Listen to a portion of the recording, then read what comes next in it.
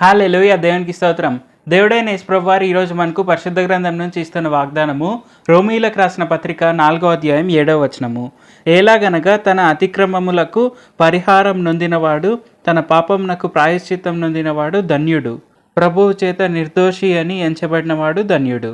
So మనం ఈ వచనాలు రెండు చూసుకుంటే ఇక్కడ మనకి ఏమర్థమవుతుంది అంటే, దేవుడైన యేసుప్రభు వారు మనకు క్లియర్గా చెప్తున్నారు, దేవుడైన యేసుప్రభు వారు ఎవరైతే పాపాలు క్షమిస్తారో వారు ధన్యులు అనబడతారు అని. ఎవరైతే ఆయన నిర్దోషులుగా ఎంచుతారో వాళ్ళు నిర్దోషులు అని దేవుడైన యేసుప్రభు వారు చెప్తున్నారు.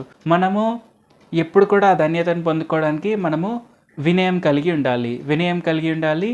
అలాగే మనము పశ్చాత్తాప హృదయం కలిగి ఉండాలి. మనం ఎప్పుడైనా ప్రార్థన చేసినప్పుడు మన పాపాలకు క్షమాపణ కలగాలి అని మనం పశ్చాత్తాప హృదయంతో ప్రార్థన చేస్తే మన పాపాలన్నింటినీ దేవుడైన యేసుప్రభు వారు అప్పటికప్పుడే క్షమించి వేస్తారు. ఆయన మళ్ళీ అవి గుర్తు కూడా చేసుకోరు.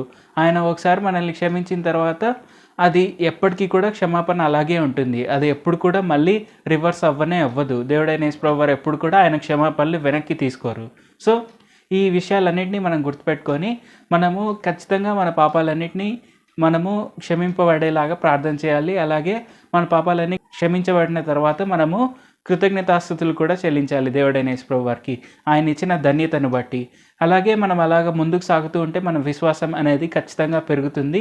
అలాగే మనకు రావాల్సిన ఆశీర్వాదాలు, అలాగే మనకు వచ్చిన వాగ్దానాలు అన్నీ కూడా తప్పకుండా నెరవేరి తీరుతాయి.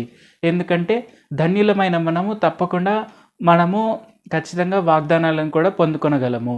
ఈ విషయాన్ని మనం తప్పకుండా గుర్తుపెట్టుకోవాలి. కాబట్టి మనకు పాపక్షమాపణ అనేది చాలా ముఖ్యమైనది. మనం ఎప్పుడైతే దేవుడైన యేసుప్రభు వారిని నమ్ముతామో అప్పుడే అది మనకు నీతిగా ఎంచబడుతుంది. ఎలాగైతే అబ్రహాము ఆయన దేవుడైన యేసుప్రభు వారిని నమ్మారో ఆయన పాపాలన్నీ కొట్టివేయబడ్డాయి, ఆయన నీతిమంతులుగా ఎంచబడ్డారు. అలాగే దావీదు కూడా ఆయన అనేకమైన పాపాలు చేసినా కానీ దేవుడైన యేసుప్రభు వారు ప్రతి ఒక్క పాపాన్ని క్షమించారు. అలాగే ఆయనను ఆయన హృదయానుసారుడు అని పిలిచారు. అంటే దావీదును ఆయన హృదయానుసారుడు అని పిలిచారు. కాబట్టి మనం చూడవలసింది ఏంటంటే దేవుడైన యేసుప్రభు వారు మన పాపాలన్నింటినీ క్షమించి వేస్తారు. మనం తప్పకుండా మన పాపక్షమాపణకై మనం ప్రార్థన చేయాలి. అది మనకు ఎంతో ముఖ్యమైనది. ప్రార్థన చేసుకుందాం. పరిశుద్ధ జీవాధిపతి జీవంగల దేవా యేసయ్య, ఈరోజు మాకు ఇచ్చిన ఈ గొప్ప వాగ్దానాన్ని బట్టి మీకే వందనాలు తండ్రి. మేము పాపక్షమాపణకై ప్రార్థన చేస్తే తప్పకుండా మీరు మా పాపాలన్నింటినీ క్షమించి వేస్తారు. అలాగే తద్వారా మేము ధన్యులం అవుతాము అని మీరు మాకు తెలియపరిచినందుకు వందనాలు తండ్రి. మాకు ధన్యతను అప్పగిస్తున్న మీకే వందనాలు తండ్రి.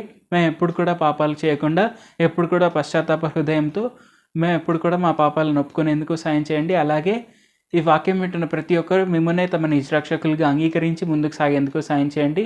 మేమందరం కూడా మీ యొక్క సువార్తను అనేకులకు తెలియపరుస్తూ మీ యొక్క క్షమాగుణాన్ని, మీ యొక్క ప్రేమను, మీ యొక్క ఎవర్ లాస్టింగ్ గ్రేస్ని అందరికీ తెలియపరుస్తూ మీకు సాక్షిగా ఘనంగా ఈ భూమిపైన జీవిస్తూ ముందుకు సాగేందుకు సాయం చేయండి.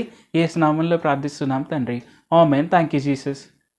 దేవుడు మిమ్మల్ని ఆశీర్వదించును గాక.